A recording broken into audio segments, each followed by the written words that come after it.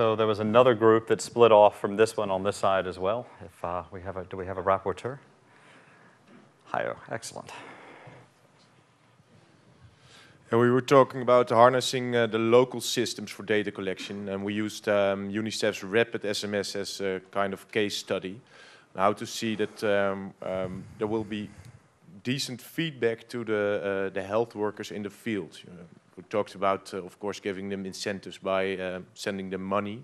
It always works.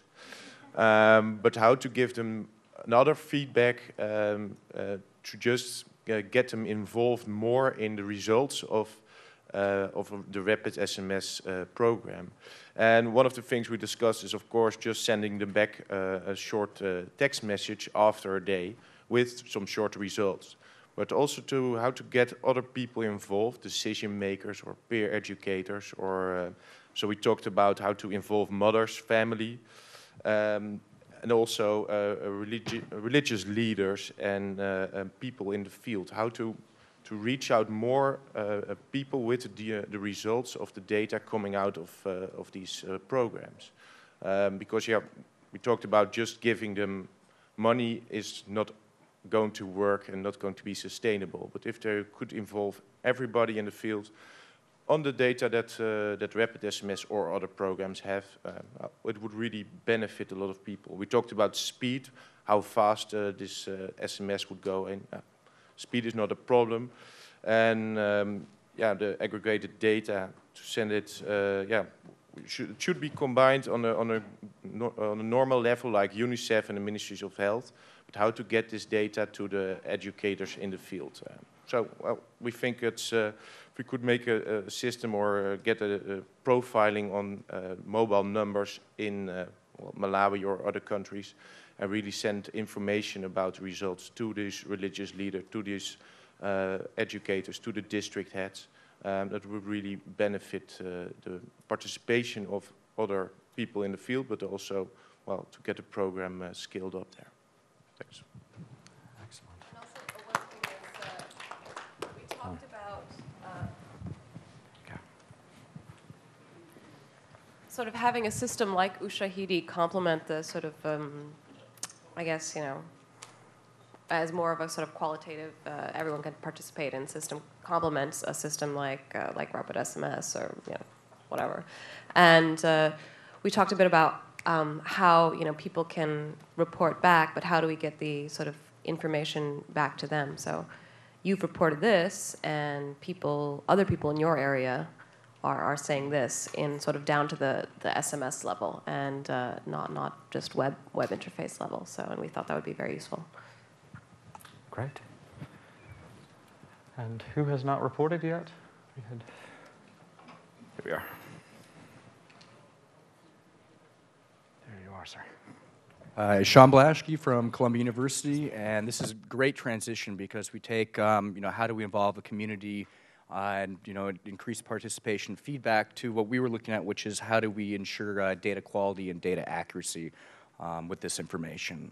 So we identified two different ways to split this up. We have the in-system quality control. We looked at Rapid SMS, which in many ways was a simpler issue because you're dealing with people where you can go back, you can identify where there are problems coming from, the numbers are much smaller, and then the kind of outside the network issues of credibility and manipulation of some of these systems, and looking at Ushahidi, when you're dealing with pretty much anonymous people texting in, calling in. So breaking down with the in-system quality control first, incentivization was key to this. We talked a little bit about using, airtime, crediting back, and again, we kind of put that aside as being less sustainable in the long run. And I mean, really one of the key things that was brought up was the importance of just recognition.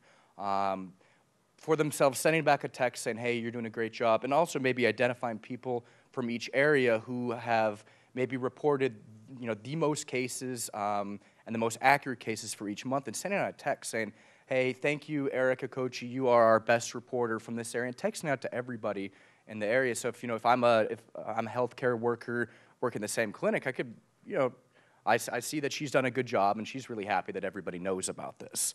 But also, and this is the case with both in-system and out-system, how important the human element was with this. That you really needed, people to be going in the field. You can't just trust in the system alone to correct these problems. No matter how well a platform, a system's programmed, you're going to need to have targeted or smart monitoring. So with this, with rapid SMS, ensuring that you could kind of identify where some of these issues were, whether it was at a clinic level, kind of identifying that maybe the entire system of training wasn't appropriate, we need to follow up there, or on the individual level, and making sure that the data is sorted and aggregated in such a way that we can identify this, and then make sure that we had the resources to actually send human beings out to address these issues. The second, outside the system, the Ushahidi portion we were looking at was, let's look at the case of Congo. While this has an amazing potential to really empower people in the community, it also can be easily manipulated. Rebel troops could, for example, text in, attacks are going on in Bukavu and redirect MONUC forces, and then they could come into Goma. So there's incredible, there's a possibility of data manipulation and credibility with this. And this was a much more difficult problem, I thought, to address, and I would have loved if Eric was in this group to give your feedback on this. A couple of things we thought about. We initially talked about the Google example for the flu epidemic and aggregating it on a large scale, but then you're trusting this majority knows best, which isn't always the case. So this might be useful, but wasn't probably the optimal solution. We thought about geotagging a little bit, the human element, calling people back, basically spot checking. But again, if I'm manipulating the data and you call me back, I'm going to say the same thing I texted, so that also wasn't the best solution. The one really cool idea that we came up with, and I'm not sure how this works with issues of anonymity, but was kind of tagging people who consistently report good data. And you can do this historically. If I report, there's an outbreak of violence here, 6 months later I do the same thing, and you can kind of fact check this.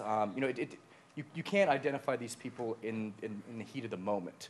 But in hindsight, you can be like, hey, well, Eric's got about 100% report ratio, and kind of identify certain numbers. And you don't want to link names, obviously, to it, but identify numbers of people who have historically reported very accurate and credible information, and using them as kind of ways to spot check larger texts, larger phone calls coming in.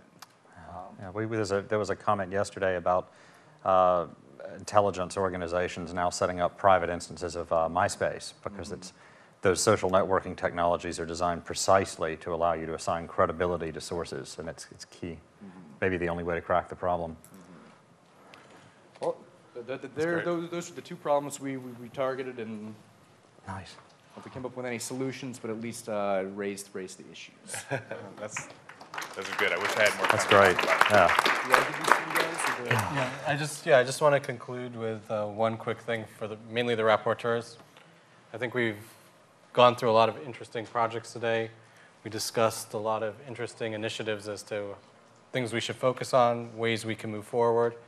But later on, we're going to have to report back to the plenary, to the bigger group. So while we took about 25 minutes to sum this up now, we're going to have to sum it up in about 5 minutes later on.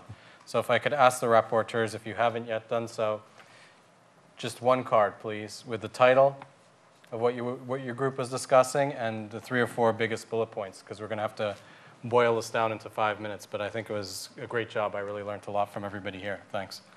Thank you so much. All right, I appreciate it.